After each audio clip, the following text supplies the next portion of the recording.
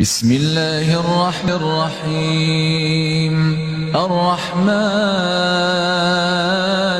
علم القرآن خلق الإنسان علمه البيان الشمس والقمر بحسبان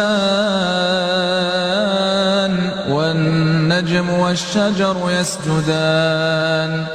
والسماء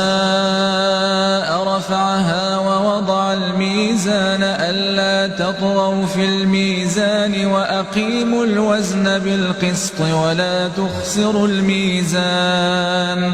والأرض وضعها للأنام فيها فاكهة والنخل ذات الأكمام والحب ذو العصف والريحان فبأي آلاء ربكما تكذبان خلق الإنسان من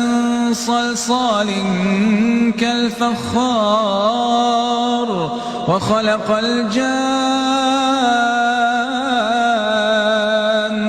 من مارج من